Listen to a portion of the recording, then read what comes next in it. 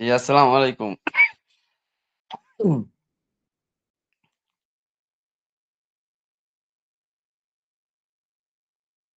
হুজুর আসছে তো, মনে হুজুর আসছে। হ্যাঁ, হুজুর আসছে। ওই আমি বার হইছি আর হুজুর ঢুকেছে। আপনি বের হয়ে গেলে সবাই চলে আসে, বুঝেন না? আপনি সেজন্য আমি তো চিন্তা করি আমি কি আপনি এটা মনে হয়। তাহলে তো এক কাম করবো, আমি ঢুকে গিয়ে আবার বাইরে হয়ে যাবো, হ্যাঁ? হ্যাঁ, হ্যাঁ, হ্যাঁ। তাহলে আবার সবাই এসে যাবে, তারপরে আমি ঢুকবো নাকি? এটা আপনি না মনে ঢুকবো হয় না? এখানে জ্যাম বাজায় রাখেন, বুঝেন না? তাহলে আমি ঢুকে বাহির হয়ে আর ঢুকবো না, না ঢুকবো, কোনটা কোন? না, এটা আপনার ব্যক্তিগত বিষয়, এটা আপনার বিষয়টা আমি বলবো কেন? এই দেখ করে না বেটা। আপনি না কইলে না কইলে যে আমি ঢুকার পরে বাহির হলে ঢুকে যাই। তো না, বাইরে এটা তো তো আমি ঢুকালাম। এটা বলে দেখলাম আপনার রিয়াকশন কেমন। রিয়েকশন তো কিছু নাই, তো রিয়েকশন আবার কেমন হবে এবার?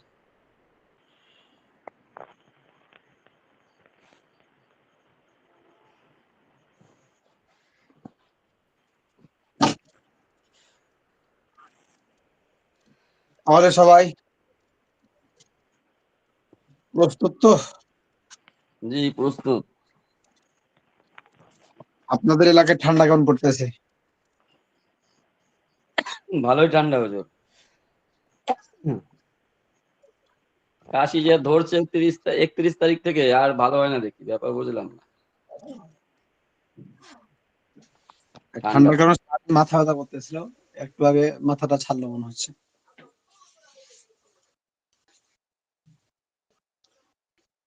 শীত কি খুব বেশি না কম? ভালোই মোটামুটি, খারাপ না। ফ্যান ম্যান চলে না, শুধু জোহরের সময় একটু চালানো যায়। আর ফ্যান চলে না, চার অক্টই।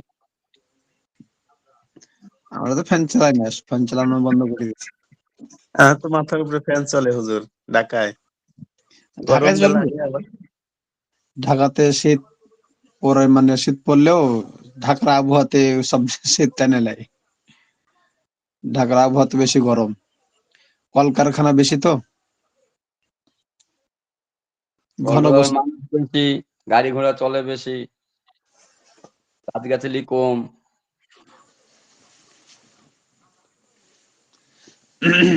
যেহেতু ঢাকাতে কলকারখানা বেশি, ঘনবসতি, মানে সেখানে হালকা শীত শীত বোঝা যাবে না।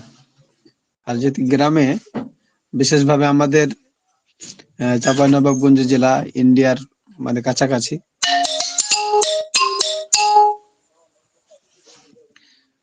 কাছাকাছি যার কারণে আমাদের একটু ঠান্ডা বেশি, মানে ইন্ডিয়াতে ঠান্ডাও বেশি। আর ওই ঠান্ডা আমাদের বাংলাদেশে মানে খুবই সহজে আমাদের চাঁপাইনবাবগঞ্জে চলে আসে।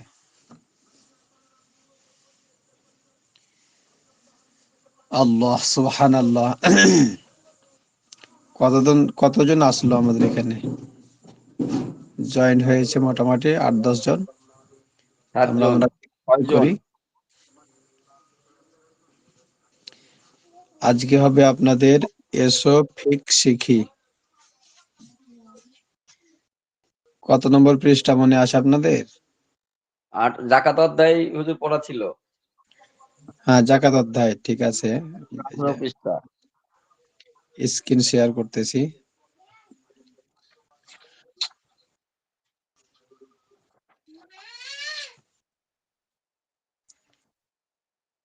এবার দেখেন তো দেখা যায় কিনা। যে আসছে। হুম,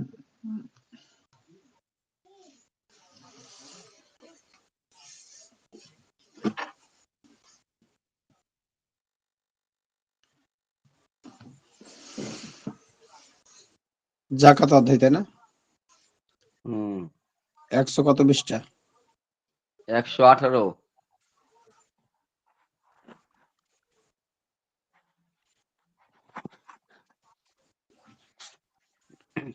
118। জি।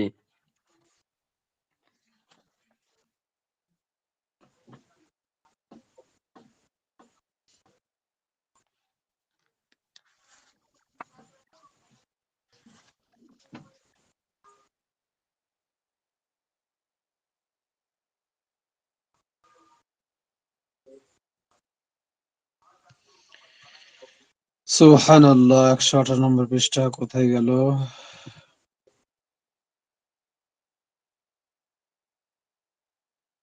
হ্যাঁ, পেয়েছি।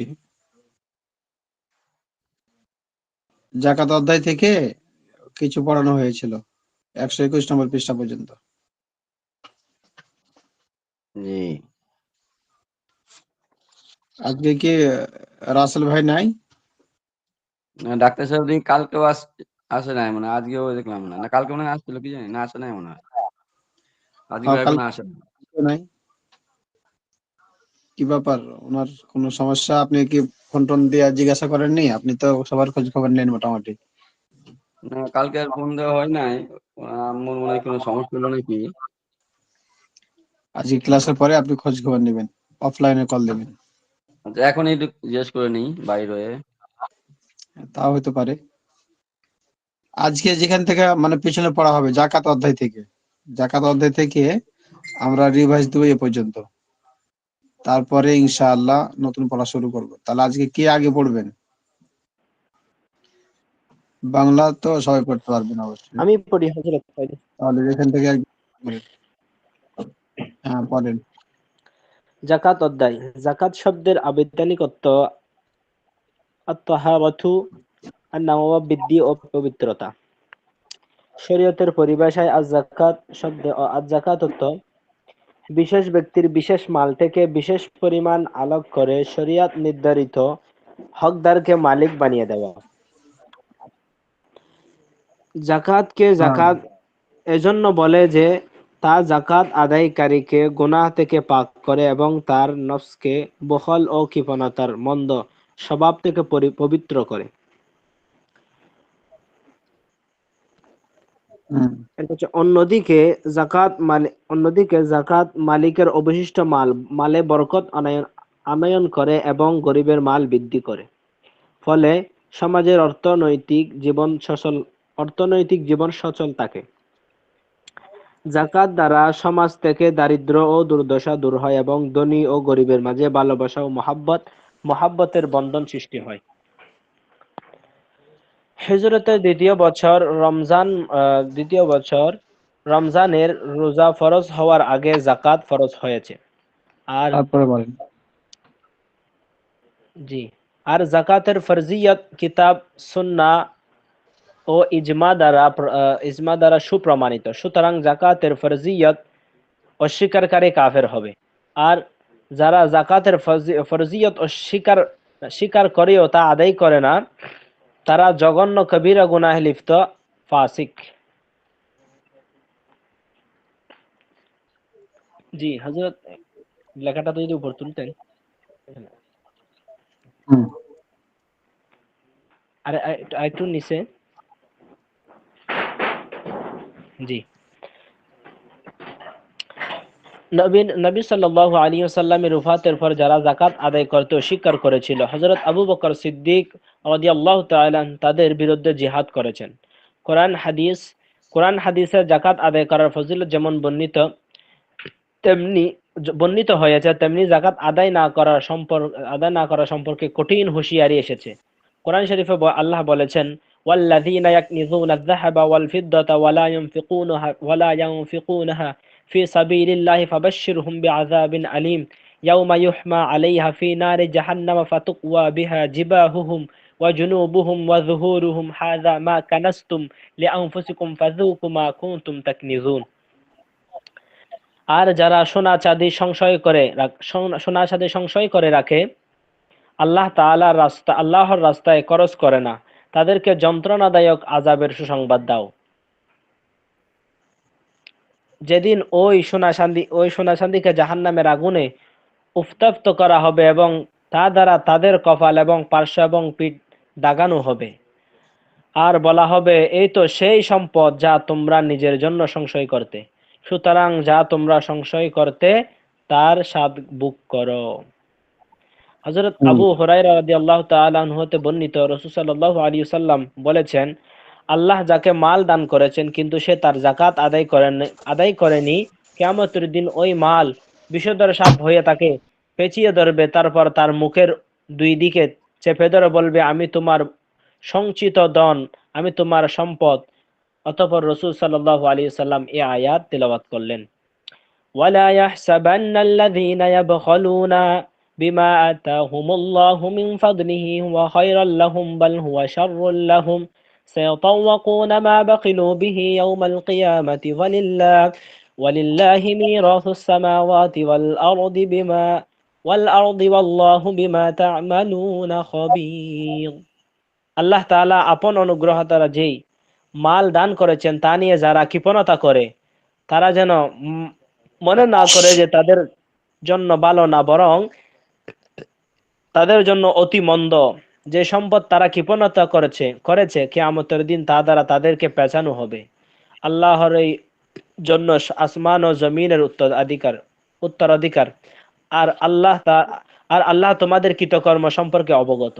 সুতরাং তোমার উপর জাকাত ফরজ হলে অবশ্যই তুমি খুশি মনে জাকাত আদায় করবে, তাতে তুমি দুনিয়া ও আখিরাতে লাভবান হবে। জাকাত ফরজ হওয়ার শর্ত হলো মুসলমান হওয়া, স্বাধীন হওয়া, প্রাপ্তবয়স্ক হওয়া, সুস্থ মস্তিষ্ক হওয়া, নিসাব পরিমাণ সাহেবে নিসাব অর্থাৎ নিসাব পরিমাণ মালের পূর্ণ মালিক হওয়া। নিসাব পরিমাণ মাল তার মৌলিক প্রয়োজন থেকে উদ্দীপ্ত হওয়া, সঙ্গীয় ঋণ থেকে মুক্ত হওয়া, মাল প্রদানযোগ্য হওয়া, নিসাবের উপর ছাদের হিসাবে বছর পূর্ণ হওয়া। সুতরাং কাফিরের উপর, গোলামের উপর, নাবালিগের উপর এবং অসুস্থ মস্তিষ্কের উপর জাকাত নেই।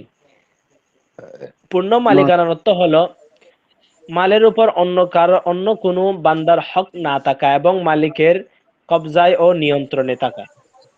সুতরাং মোহর হাতে আসার আগে স্ত্রীর উপর জাকাত ওয়াজিব হবে না, কেননা হাতে না আসায় তার কবজা ও নিয়ন্ত্রণে সাব্যস্ত হয়নি। কবজা ছাড়া মালিকানা পূর্ণ হয় না। ঋণগ্রস্ত ব্যক্তির হাতে যে মাল আছে তাতে ঋণ পরিমাণ মালের উপর জাকাত ওয়াজিব হবে না, কেননা এই মালের উপর তার কবজা ও নিয়ন্ত্রণ থাকলেও অন্য বান্দার হক যুক্ত হয়েছে। জি, এরপর জি মৌলিক প্রয়োজন।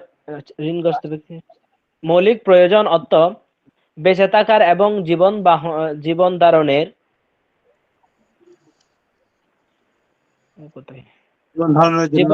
জন্য যা প্রয়োজন, যেমন নিজের ও পোষ্য পরিজনের অন্ন, বস্ত্র, বাহন, বাসস্থান এবং আত্মরক্ষার কাজে ব্যবহৃত অস্ত্র, ঘরের আসবাবপত্র, পেশাজীবী মানুষের পেশাগত উপকরণ, আলিমের কিতাবাদি সামগ্রী ও মৌলিক প্রয়োজনের অন্তর্ভুক্ত। সংকীর্ণ ঋণ মানে বান্দার পক্ষ হতে যে ঋণের তাগাদা রয়েছে, যেমন স্ত্রীর মোহর। সুতরাং মোহর বাদ দিলে যদি নিসাব না থাকে তাহলে জাকাত ওয়াজিব হবে না। বর্ধনশীল সম্পদ অর্থ পালিত পশু যা মাঠে বেড়ে ওঠে এবং প্রজননের মাধ্যমে বৃদ্ধি লাভ করে, কিংবা স্বর্ণ রূপা যাকে শরীয়ত বর্ধনশীল বলে গণ্য করেছে, কিংবা ব্যবসার পণ্য যা মুনাফার মাধ্যমে বৃদ্ধি লাভ করে। সুতরাং গবাদি পশু যদি বছরের অধিকাংশ সময় মাঠে চরে খায়, মালিককে দানা পানি কিনে খাওয়াতে না হয়, তাহলে সেগুলোর উপর জাকাত ওয়াজিব হবে, কেননা সেগুলো প্রকৃতই বর্ধনশীল সম্পদ। তদ্রূপ ব্যবসা পণ্যের উপর জাকাত ওয়াজিব হবে, কেননা মুনাফার মাধ্যম হওয়ার কারণে সেগুলো বর্ধনযোগ্য। তদ্রূপ স্বর্ণ ও রূপের উপর জাকাত ওয়াজিব হবে, তা মুদ্রা রূপে সরকারি চাপযুক্ত হোক বা না হোক, এবং চাই তা অলংকার আকারের পাত্র রাখা হোক, কেননা গড়ে পড়ে থাকলেও শরীয়ত এগুলোকে গুণসম্পন্ন মনে করেছে। মণিমুক্তা ও অন্যান্য মূল্যবান পাথর ব্যবসা পণ্য না হলে সেগুলোর উপর জাকাত ওয়াজিব হবে না, কেননা তা বর্ধনযোগ্য নয় এবং বর্ধন গুণ সম্পন্ন নয়। বিভিন্ন মালের ক্ষেত্রে জাকাত ওয়াজিব হওয়ার নিসাব বিভিন্ন সে আলোচনা পরে আসছে। এখান থেকে ছিল। জি, আজকে তাহলে কয়েকটি মাসলা এখান থেকে নতুন পড়া শুরু হবে। আমার ভয়েস শোনা যাচ্ছে কিনা? জি, জি, শোনা যায়। শোনা যায়। আচ্ছা, ঠিক আছে। তাহলে আজকে নতুন পড়া শুরু হচ্ছে। এখান থেকে কয়েকটি মাসালা, সবাই একটু মনোযোগ দিয়ে শোনার চেষ্টা করি। কি আপনি রাসেল ভাইকে খুঁজে পেলেন? পাইছিলাম, ওনার মা খুবই অসুস্থ, লাইফে না কি বলা আছে, উনি হসপিটালে, ক্লাসে আসতে পারছে না। দোয়া করতে বলেছে সবাই। তার মাকে আল্লাহ তাআলা সুস্থতা দান করুক। আমিন। দোয়া করার জন্য সবাইকে আর্জি জানাইছে। আমরা সবাই দোয়া করবো আল্লাহ পাক যেন তার আম্মাকে পরিপূর্ণ সুস্থতা দান করে।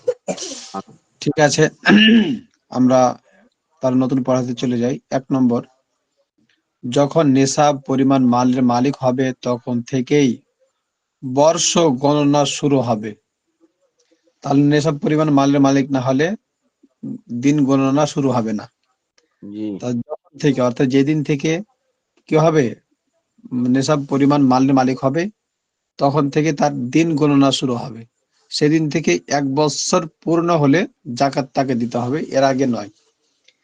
তাহলে এখানে যেটা বলে যে বর্ষ গণনা, আমার তীর চিহ্ন রাখেন, বর্ষ গণনা শুরু হবে। তাহলে যেটা বলা হলো সেটা হচ্ছে যে নেশাব পরিমাণ মাল। তাহলে নেশাব পরিমাণ মাল, এটা আমাদের মনে রাখতে হবে। দুটা মাপকাঠি, একটা হলো 52.5 তোলা রূপা, আর একটা হচ্ছে 7.5 ভরি স্বর্ণ, অথবা সমপরিমাণ টাকা। এগুলোর সমপরিমাণ মূল্যের দাম আর কি। তাহলে এই পরিমাণ যদি কি থাকে, অর্থ সম্পত্তি যখন থেকে হবে তখন থেকে তার দিন গণনা শুরু হবে। পূর্ণ 1 বছর পর তাকে এইগুলোর কি করতে হবে, জাকাত পরিশোধ করতে হবে। দিতে হবে। অর্থাৎ থেকে 12টি চন্দ্র মাস পরে, 12টি চন্দ্র মাস পরে জাকাত ওয়াজিব হবে। তা 12টি চন্দ্র মাস, হ্যাঁ, আর মানে আমরা যেহেতু কিসের হিসাব করি, জানুয়ারি ফেব্রুয়ারি, অর্থাৎ ইংরেজি মাসগুলোর, ইংরেজি মাসের নয়, বরং চাঁদের মাস। চাঁদ, চাঁদের মাস ধরেই যদি কি হয়ে যায়, বছর জুটে যায়, তাহলে জাকাত চলে আসবে, ফরজ হয়ে যাবে। হয়তোবা চন্দ্র মাস আর ইংরেজি মাসের মধ্যে কিছু ব্যবধান চলে আসবে বছর শেষে। দেখা গেল যে 10 দিন অন্তত মতো নয়, 10 দিন। 12 দিন মতো আপনার কি হবে, কম বেশি হয়ে যায়, অথবা আরো কম হতে পারে, 7-8 দিনও হতে পারে। তো 10 দিন, মোটামুটি 10 দিন হবে, 10 দিন হবেই এটা আর কি।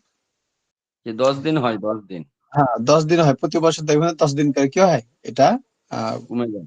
কিছু হতে থাকে।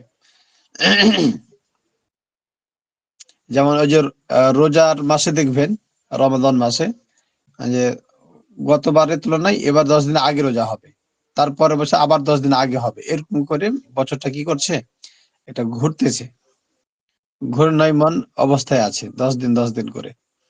তো যখন নেশাব পরিমাণ মালের মালিক হবে তখন থেকে বর্ষ গণনা শুরু হবে। অর্থাৎ তখন থেকে 12টি চন্দ্র মাস পরে জাকাত ওয়াজিব হবে।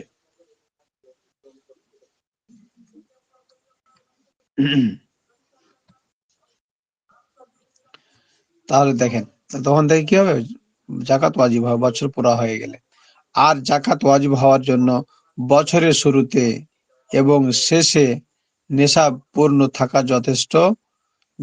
তা দেখেন, এখানে যে কথাটা আগে সেদিন আলোচনা করতেছিলাম, যে আহ, বছরের শুরু এবং শেষ, বছরের শুরু এবং শেষ নেশাব পূর্ণ থাকাই যথেষ্ট। মাঝখানে নেশাব পূর্ণ থাকা জরুরি নয়।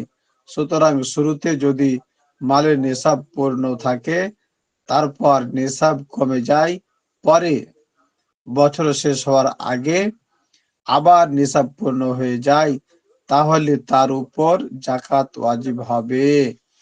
তাহলে যেদিন নেশাব পরিমাণ মালের মালিক হবে সেই দিন থেকেই তার দিন গণনা শুরু হয়ে যাবে। এখন দেখা গেল যে 2 মাস পর্যন্ত তার নেশাব পরিমাণ মালটা ছিল, 2 মাস পরে নেশাব পরিমাণ মাল থেকে তার কিছু কমে গেছে। এইভাবে মোটামুটি 3 মাস ছিল, আবার তার মাল বেড়ে গেছে। আবার দেখা গেল বছরের শেষে, একদম বছরের শেষের 1 মাস আগে বা 15 দিন আগে তার মাল আবার কমে গেল। কমে যাওয়ার পরে আবার বছরের যেদিন পূর্ণ হবে তার 2-3 দিন আগে মনে করেন তার মাল বেড়ে গেল। তাহলে এই 2-3 দিন আগে বেড়ে যাওয়াটাই কি হবে, তার জন্য জাকাত ওয়াজিব বা জাকাত ফরজ হয়ে যাওয়ার সাব্যস্ত হবে। তার উপরে জাকাত ফরজ হওয়ার সাব্যস্ত হবে, ফরজ হওয়া সাব্যস্ত হবে। তারপরে আসেন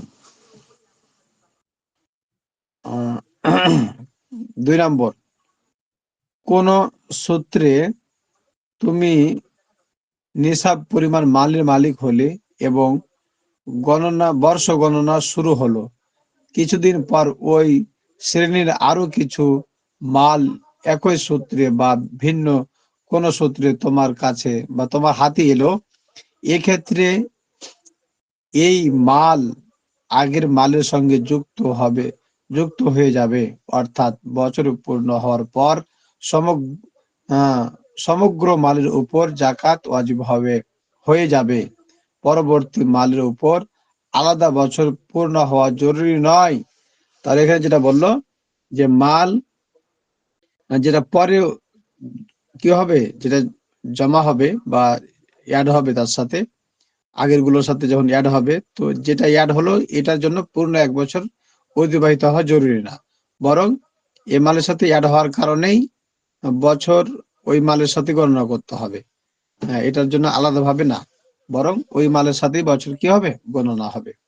দেখা গেল কারো মাল নেশাব পরিমাণ ধরেন যে মোটামুটি 60,000 বা 52,500 ধরি বোঝার জন্য, 52,500 সারা বছর থাকলো। হঠাৎ করে বছরের শেষের মাসে, ডিসেম্বর মাসে দেখা গেল কি তার মাল বাইরে 3-4 গুণ বেশি হয়ে গেল। তো এখন এই যে পরে যে মালটা অ্যাড হলো, সেই মালটার জন্য আলাদাভাবে বছর গণনা করতে হবে না, বরং এই মালটা ওই মালের সাথে অ্যাড হওয়ার কারণে কি হলো, এই মালটা ওই আগের মালের সাথে অ্যাড হওয়ার কারণে কেমন জানি এ মালেরও 1 বছর অতিবাহিত হলো, যার কারণে আগের মাল পরের মাল একসাথে হিসাব করে তাকে কি করতে হবে, জাকাত দিতে হবে। 2 নম্বর, তারপরে যদি মালের শ্রেণী ভিন্ন হয় তাহলে পরবর্তী মালের ক্ষেত্রে আলাদা বছর গণনা শুরু হবে। যদি মালের শ্রেণী কি হয়, ভিন্ন হয়, আলাদা আলাদা ক্ষেত্র, যদি মালের শ্রেণী ভিন্ন হয় তাহলে পরবর্তী মালের ক্ষেত্রে আলাদা বছর গণনা শুরু হবে।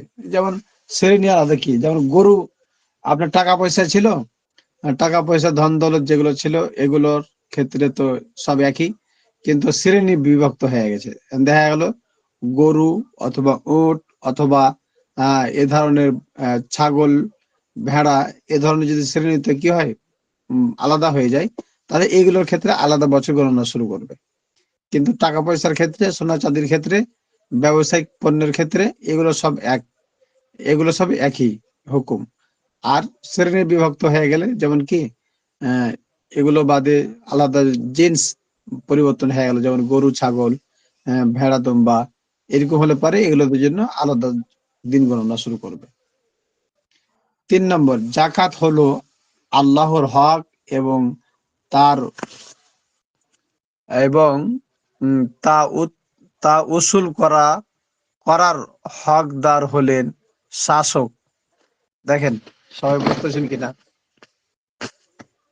জি। আচ্ছা, একটু ভালো বসে।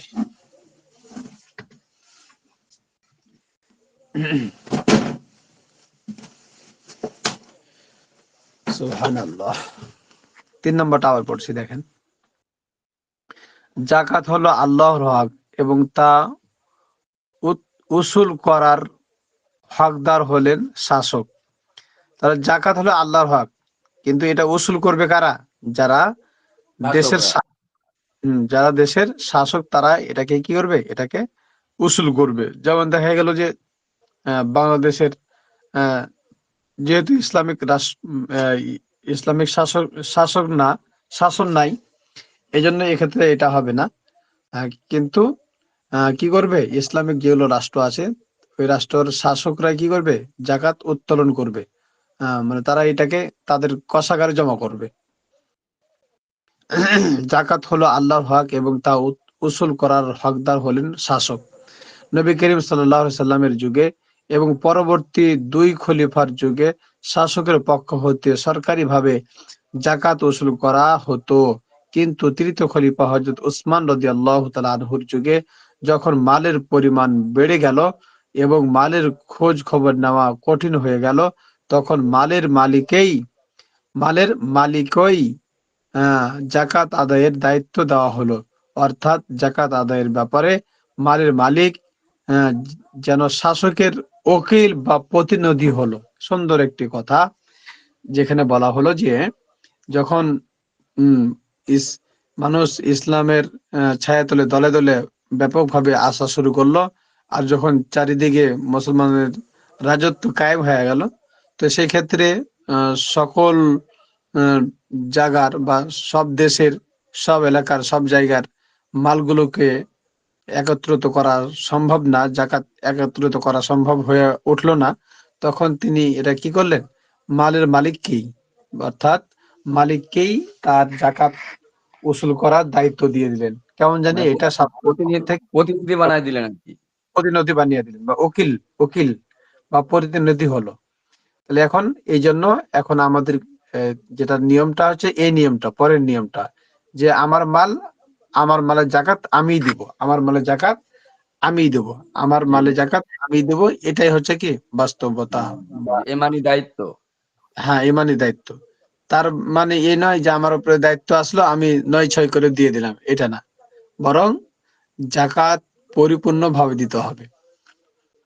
তবে আলিমগণ বলেছেন যে এখনো জাকাত আদায়ের হকদার হলেন শাসক। সুতরাং কোন ব্যক্তি বা দল জাকাত আদায় না করলে তিনি উম, বলপূর্বক বলপূর্বক বলপূর্বক জাকাত উসুল করতে পারেন। শাসক এখন চাইলে কি করতে পারবে, ইসলামিক জাকাত আদায় রাষ্ট্রের করতে পারে। ইসলামিক শাসক চাইলে এখনো সে নিজে কি করতে পারে, জাকাত উত্তোলন করতে পারে, সেটা তার হাতে ক্ষমতা আছে। তার মানে আগের হুকুমও যদি কেউ কি করতে চায়, উম, বহাল রাখতে চায়, তাহলে পারবে। যেমন নিজের হাতে আসলে পারে মানুষের একটু কেমন জানি ৯/৬ একটা ভাব না থাকলেও এটা শয়তানের একটা ধোঁকায় পড়তে পারে। আর যখন শাসকের হাতে চলে যাবে, তখন শাসক তো আর এখানে তার তাল বাহানা মানে দেখবে না। শাসকের মতো করে তার কাছ থেকে জাকাত নিয়ে চলে যাবে। এর দ্বারা কি হয়, মালের মালের মালিক যে, সে ৯/৬ করার সাহসও পাবে না, আর তার মধ্যে এরকম শয়তান কল্পনাও বা কুচিন্তাও দিতে পারবে না। সেক্ষেত্রে জাকাতটা পরিপূর্ণভাবে আদায় হওয়াটা আদায়টা হবে। আর নিজের হাতে থাকলে পরে অনেক সময় শয়তান এমন উস্কানি দিবে বা ফুসফুসি দিবে, ওয়াসওয়াসা দিবে, যার কারণে অনেক সময় কি মানুষ জাকাত দিতে চায় না। বাংলাদেশে যে পরিমাণ জাকাত আদায় হয়, যদি ১ বছরের জাকাত পরিপূর্ণভাবে বের করে মানুষ, তাহলে দরিদ্র বিমোচন হয়ে যাবে, থাকবে না দরিদ্রতা একবারে। আহ, দরিদ্র লোক খুঁজেই পাওয়া যাবে না। যারা আহ কি নাই, যাদের কোনো স্থায়ী ঠিকানা নাই, যারা রাস্তাঘাটে ঘুমায়, যাদের কোনো মাথা গুজার উম, কি নাই, কোনো ভিটামাটি নাই, এদেরও সম্ভব ২-৩ বছরের জাকাত দ্বারা মানুষকে রাস্তা থেকে তুলে তাদেরকে একটা স্থায়ী ঠিকানা তাদেরকে করে দেওয়া সম্ভব। কিন্তু আজকে তো উম, বর্তমান সময়ে মানুষ জাকাতকে কি মনে করে, এটা জরিমানা মনে করে, যে জাকাত দিয়ে দিলাম, কতগুলো টাকা নষ্ট হয়ে গেল। আসলে এটা জরিমানা মনে করার কারণে আজকে উম, দেশ থেকে এখনো দরিদ্রতা বিমোচন হচ্ছে না। যদি জাকাত ভিত্তিক রাষ্ট্র গড়া যায়, তো ইনশাআল্লাহ ওই রাষ্ট্রের মধ্যে দরিদ্র লোক খুঁজে পাওয়া যাবে না। জাকাত দিয়ে দিবেন আপনি ২ বছর পরে, ৩ বছর পরে জাকাত দেওয়ার মানুষই থাকবে না, জাকাত খাওয়ার মানুষই খুঁজে পাওয়া যাবে না। কিন্তু ওইভাবে তো আদায় করতেছে না। কিছু মানুষ দিচ্ছে, কিছু মানুষ দিচ্ছে না, আবার কিছু মানুষ দিচ্ছে তো পরিপূর্ণভাবে দিচ্ছে না। এই জাকাতের যে এই মাসালাটা বা জাকাতের যে হুকুমটা, এটা মানুষে কেমন জানি পূরণ করতে চায় না। নামাজ দু রাকাত পড়লেও জাকাত ঠিক মতো আদায় করে না। এটা কেমন জানি মানুষের কাছে অত্যন্ত ভারী একটি কাজ মনে হচ্ছে। তো আল্লাহ তাআলা সবাইকে বোঝার তৌফিক দান করুক, সবাইকে যাকাত দেওয়ার তৌফিক দান করুক। জাকাত নিয়ে জাকাত জাকাতের নিয়াত ছাড়াই তুমি যদি হকদারকে মাল দিয়ে দাও, খেয়াল করেন। আগেরটা বাকি রয়ে গেছে, 1 নাম্বার ক। ও আচ্ছা, জাকাত আদায় করার পদ্ধতি দেখেন। জাকাত আদায় করার পদ্ধতি, জাকাতের নিয়াত করতে হবে ক হকদারকে মাল দেওয়ার সময়, খ কিংবা মাল বিতরণের জন্য নিযুক্ত ওকিলের হাতে মাল অর্পণ করার সময় জাকাতের নিয়াত করতে হবে। গ কিংবা নিজের সম্পদ থেকে জাকাতের মাল পৃথক করার সময় কি করতে হবে? জাকাতের নিয়াত করতে হবে। এই 3 সময়ে যে কোনো এক সময় জাকাতের নিয়াত করলে জাকাত আদায় হয়ে যাবে। যদি এই 3 সময়ের কোনো এক সময় নিয়াত না করে তাহলে জাকাত আদায় হবে না। তাহলে 3 জায়গায় এগুলো ক হলো হকদার হকদারকে মাল দেওয়ার সময়, অর্থাৎ যে উম, কি জাকাতের মাল যাকে দেওয়া হবে তখন তার হাতে দেওয়ার সময় জাকাতের নিয়াত করতে হবে। খ কিংবা মাল বিতরণের জন্য নিযুক্ত উকিলের হাতে মাল অর্পণ করার সময় কার মাধ্যমে আপনি জাকাতের মাল দিবেন, তো যার মাধ্যমে দিবেন তাকে দেওয়ার সময় জাকাতের নিয়াত করতে হবে। গ কিংবা নিজের সম্পদ থেকে জাকাতের মাল পৃথক করার সময়, দেখা গেল জাকাতের হিসাব করতেছেন, আপনার কতগুলো কি আছে, ধন সম্পদ আছে, এগুলো হিসাব করতেছেন। হিসাব করে দেখা গেল যে 5 লাখ টাকা, তো 5 লাখ টাকা মধ্যে থেকে যখন আপনি টাকাটা আলাদা করবেন তখন জাকাতে নিয়াত করে বের করতে হবে, তাহলে পারেই যথেষ্ট হবে।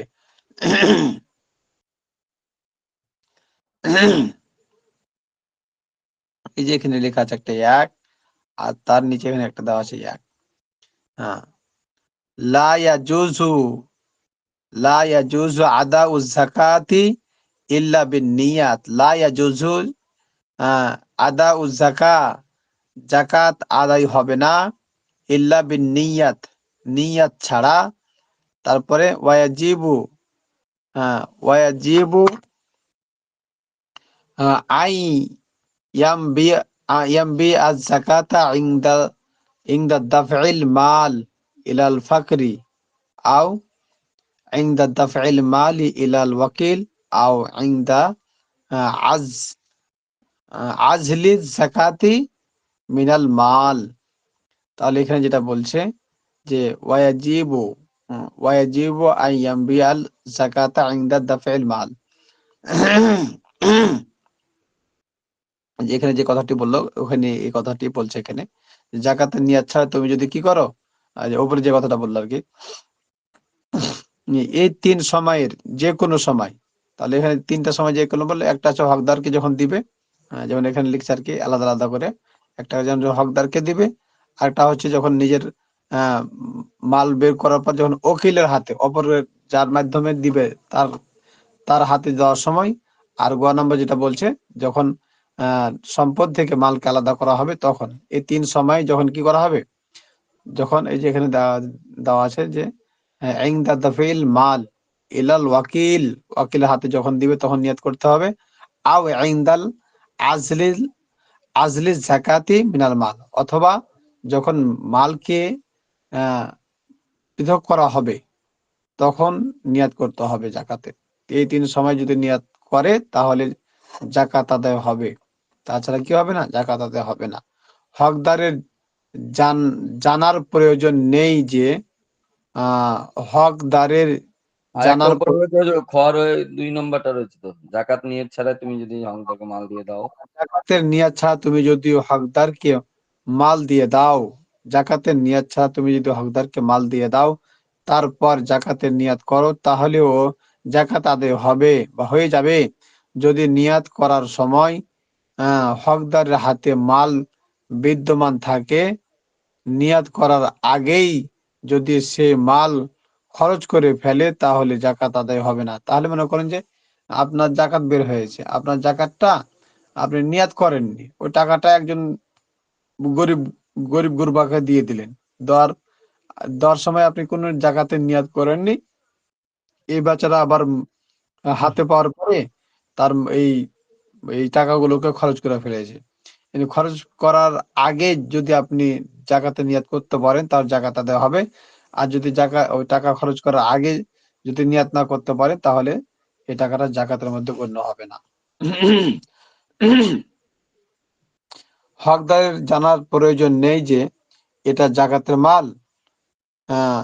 সুতরাং তুমি যদি জাকাতের হকদারকে হাদিয়া বা করজ বলে মাল দাও আর জাকাতের নিয়াত করো তাহলে ও জাকাত আদায় হয়ে যাবে।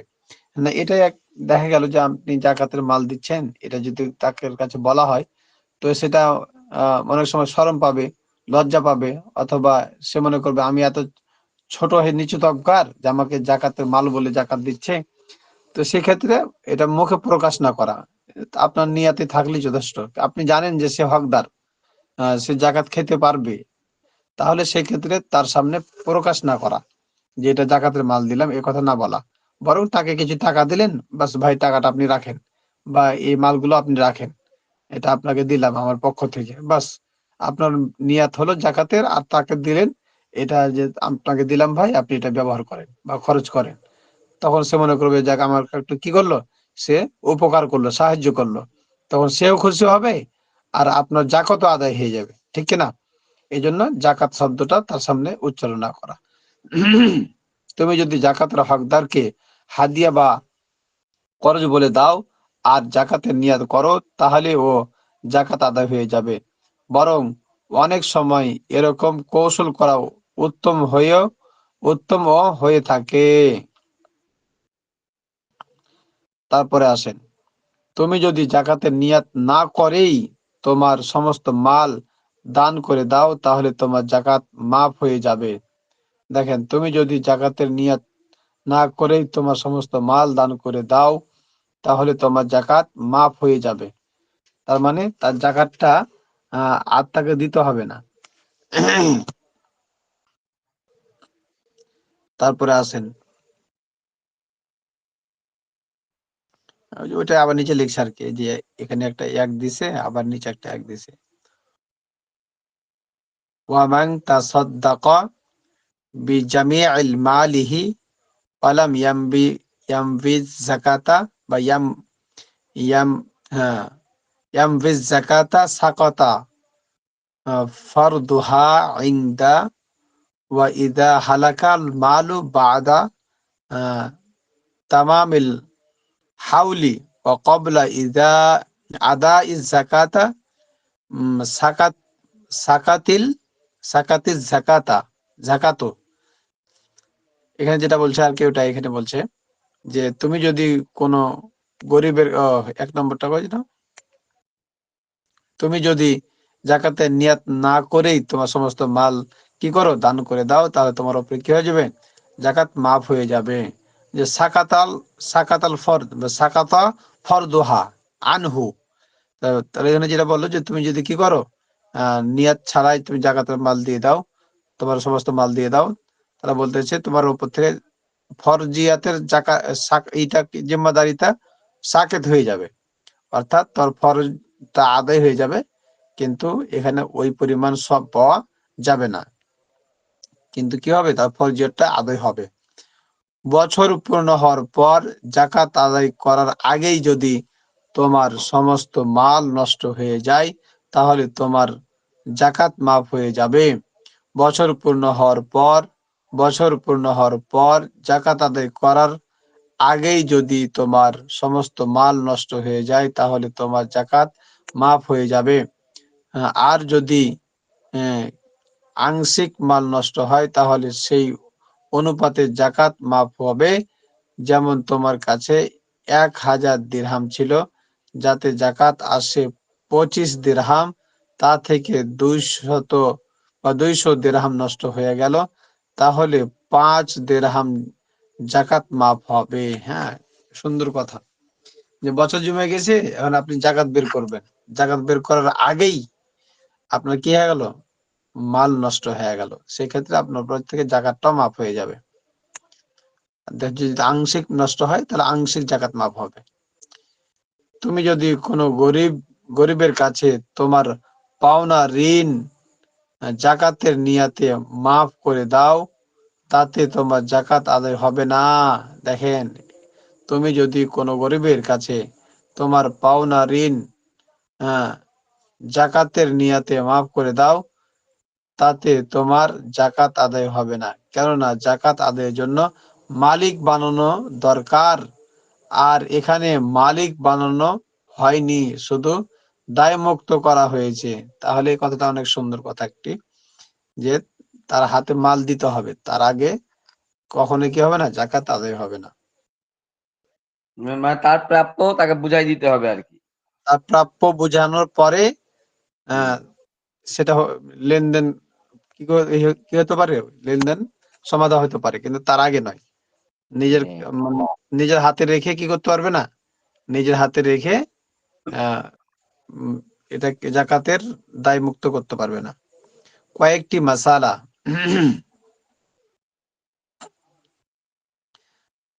এক নম্বর, জাকাত বিতরণের জন্য তুমি কাউকে ওকিল নিযুক্ত করে তার হাতে জাকাতের মাল তুলে দিলে, কিন্তু নির্দিষ্ট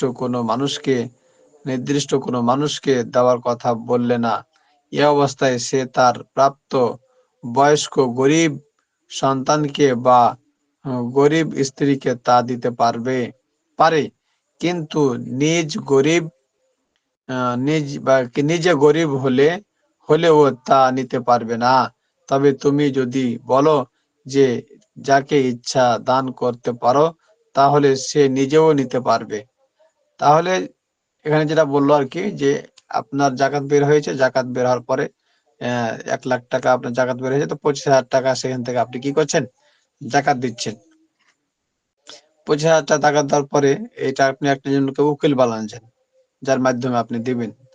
তো সে উকিলকে দেওয়ার পরে আপনি বলে দেননি যে একে একে দাও, একে একে দাও, এই কথা বলেননি, শুধু আপনি মাল দিয়ে দিয়েছেন। তাহলে মাল দেওয়ার পরে জাকাতের মালগুলো আলাদাভাবে দেওয়ার পরে সে কি করলো, তার আত্মীয় স্বজনকে দিতে পারলো, কিন্তু সে নিজে নিতে পারবে না।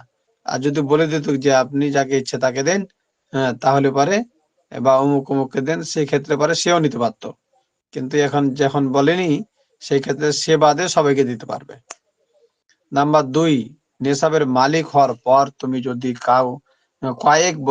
কয়েক বছরের জাকাত আগাম দিয়ে দাও, তাহলে জায়েজ হবে, আগাম দিতে পারবে। নেশাব নেশাবের মালিক হওয়ার পর তুমি যদি কয়েক বছরের জাকাত আগাম দিয়ে দাও, তাহলে জায়েজ হবে। যেমন তুমি 200 দিরহামের মালিক হলে এবং বছর শেষে 5 বছরের জন্য 25 দিরহাম দিয়ে দিলে, তাহলে তা জায়েজ হবে। কিন্তু নেশাবের মালিক হওয়ার আগেই যদি আদায় করো, তাহলে সহি হবে না। নেশাবের মালিক হওয়ার আগে জাকাত দিলে জাকাত সহি হবে না, কিন্তু নেশাবের মালিক হওয়ার পরে যদি কি করে, অগ্রিম কয়েক বছরে দিয়ে দেয়, তাহলে এটা জায়েজ আছে।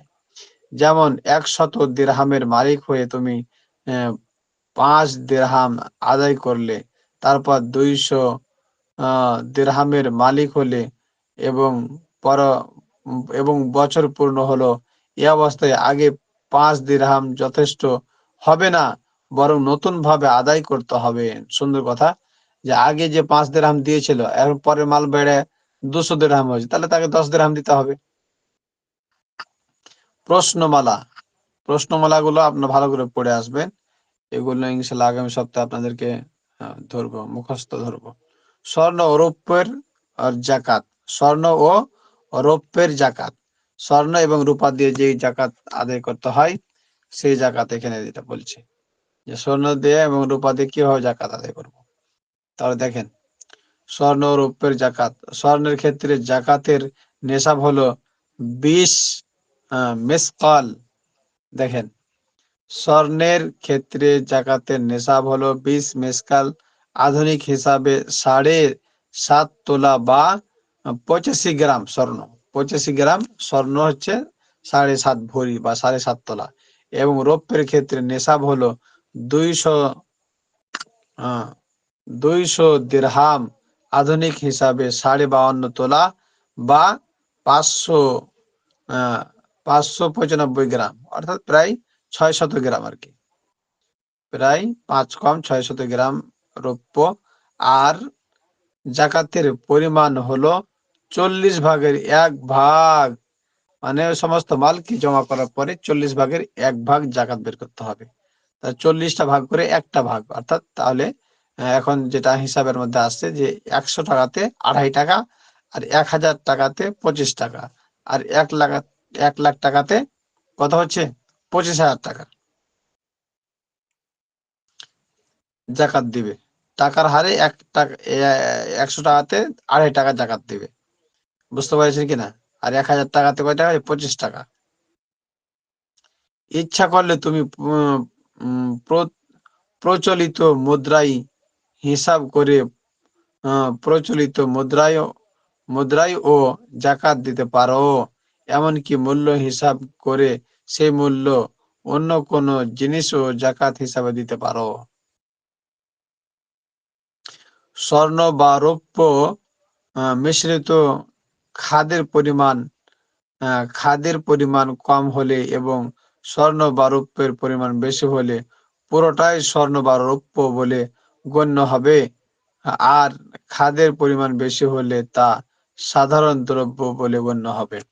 খাদ মানে স্বর্ণের মধ্যে, সোনা এবং চাঁদির মধ্যে যে তারা ধাতুগুলো ব্যবহার করে, এটাকে গলানোর ক্ষেত্রে বা অন্য এটাকে তৈরি করার কাজ, বা এগুলোকে যদি কি করে অলংকার তৈরি করার ক্ষেত্রে যেগুলো তারা মিশ্রণ করে, এটা যদি কি হয়, এই খাদ্যটা যেটা ব্যবহার করে ওটা যদি কম হয় তাহলে এটা ধর্তব্য না, বরং এটাকে সোনার রূপাই ধরা হবে। আর যদি খাদিটাই বেশি হয়, সোনার রূপা কম হয়, তাহলে এটাকে সাধারণ মাল ধরা হবে।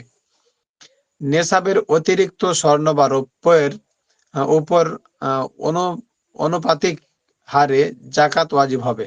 নেশাবের অতিরিক্ত স্বর্ণ বা রৌপ্যের উপর আনুপাতিক বা আনুপাতিক হারে কি হবে? জাকাত ওয়াজিব হবে। যেমন অতিরিক্ত 10 মিসকাল হলে 1 মিসকালের 4 ভাগের 1 ভাগ ওয়াজিব হবে। তদ্রূপ অতিরিক্ত 100 দিরহাম হলে 2.5 দিরহাম ওয়াজিব হবে। অর্থাৎ যদি সোনা বেশি হয় তার ওই অতিরিক্ত সোনাটুকুর জাকাত দিবে। আর যদি রৌপ্য বেশি হয়, দেখা গেল 52.5 তোলা রূপা কিন্তু আছে তার কাছে 60 ভরি বা 60 ভরি রূপা, অথবা দেখা গেল 7.5 ভরি স্বর্ণ, তার কাছে আছে 10 ভরি স্বর্ণ, তাহলে যত বেশি হবে ওগুলোকে হিসাব করে কি করবে? জাকাত দিবে। আচ্ছা, একটু পড়ে নি কয়েকটি মাসালা। রূপার একটি পাত্রের ওজন 150 দিরহাম, কিন্তু কারুকাজের কারণে তার মূল্য 200 দিরহাম। এক্ষেত্রে তাতে জাকাত ওয়াজিব হবে না, কেননা নিসাব পরিমাণ মাল হয়নি। 200 দিরহাম হওয়াই লাগবে, মানে 52.5 রূপা মানে কি 200 দিরহাম, 200 দিরহাম হতে হবে। তদ্রূপ স্বর্ণের একটি পাত্রের ওজন পনে পনেরো 15 মিসকাল, কিন্তু কারুকাজের কারণে তার মূল্য 20 মিসকাল, সেক্ষেত্রেও তাতে জাকাত ওয়াজিব হবে না, বরং পরিপূর্ণ কি হইতে হবে?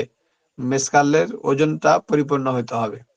যদি নেশাবের কম স্বর্ণ এবং নেশাবের কম রৌপ্য থাকে, কিন্তু দুটোর মূল্য একত্র করলে একটি নেশাব পূর্ণ হয়ে যায়, তাহলে একত্র করে সেই নেশাবের জাকাত হিসাব হবে।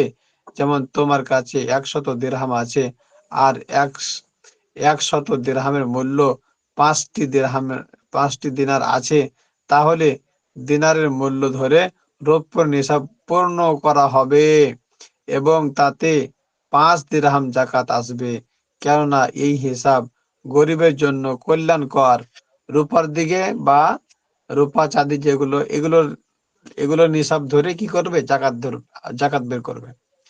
আচ্ছা, এখানে একটা প্রশ্ন আসতে পারে যে রূপার দাম এত কম আর স্বর্ণের দাম এত বেশি, 7 ভরি স্বর্ণ, 1 ভরি স্বর্ণ আর 52.5 ভরি রূপা, তাও এক সমান হয় না, তাও স্বর্ণের দাম কি থাকে? 1 ভরি স্বর্ণের দাম অনেক বেশি থাকে। তো সেক্ষেত্রে কি করবে? সেক্ষেত্রে রূপার হিসাব ধরে জাকাত বের করবে। যেহেতু নবীর যুগে প্রায় স্বর্ণ 7.5 ভরি স্বর্ণ আর 52.5 ভরি রূপা, দাম সেম সেম ছিল। এখন বর্তমান যুগে এসে এটা কি হয়ে গেছে, কম বেশি হয়ে গেছে। অনেক কম বেশি, আসমান জমিনের মতো কম বেশি হয়ে গেছে। তো কম বেশি হলেই যে আপনার মূল যেটা হুকুম, এটাকে কেউ কি করতে পারবে না, পরিবর্তন করতে পারবে না। বরং মূল হুকুমটাই ঠিক রেখে আমাদের কি করতে হবে, কাজ করতে হবে। আর এই ক্ষেত্রে সব থেকে প্রযোজ্য হলো জাকাত বের করার জন্য যে যে দিক দিয়ে আগে মূল্য জাকাত ওয়াজিব হবে, যে দিক দিয়ে আগে জাকাত ফরজ হবে, সেদিকটাই কি করতে হবে, ধরতে হবে। এটা গরিবদের জন্য। তাহলে এখানে আবার দুটো জিনিস একসাথে থাকতে হবে। হয় হ্যাঁ, হ্যাঁ, স্বর্ণ মনে করেন 1 ভরি আছে আর রূপা আছে 1 ভরি, তাহলে এবার এখানে রূপার দাম ধরতে হবে। আর যদি দেখা যায় স্বর্ণই আছে 6 ভরি বা 7 ভরি আর টাকাও নাই রূপাও নাই, তাহলে তার উপরে জাকাত ফরজ হবে না আর কি। হ্যাঁ। 3 নম্বর, তোমার কাছে স্বর্ণ বা রূপ নেই। আহ, কান কি লেগেছে, কাগজে কাগজের মুদ্রা আছে, কাগজের কি আছে, মুদ্রা আছে, তার মূল্য 52 তোলা রূপার সমান, তাহলে তার উপরে কি আসবে, জাকাত ওয়াজিব হয়ে যাবে। আর কাগজের রূপা মধ্যে মানে টাকা, টাকা আর কিন্তু কি। টাকা আছে, সেই পরিমাণ কি আছে, টাকা আছে, টাকা তাহলে আর তার কি। উপরে জাকাত ওয়াজিব হয়ে যাবে। এখান থেকে এই যে আগামী সপ্তাহে এখান থেকে ধরা হবে আপনাদেরকে। ইনশাআল্লাহ।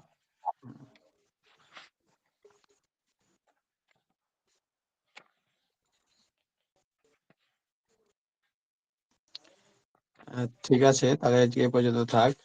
আর সবাই একটু ভালো করে পড়ার চেষ্টা করেন। দ্রব্য সামগ্রীর জাকাত এখান থেকে আগামী সপ্তাহে হবে ইনশাআল্লাহ। আজকে এই জাকাত পর্যন্ত। অধ্যায়টা একটু বড়ই আর কি। হ্যাঁ, জাকাত অধ্যায়টা একটু বড় আর কি।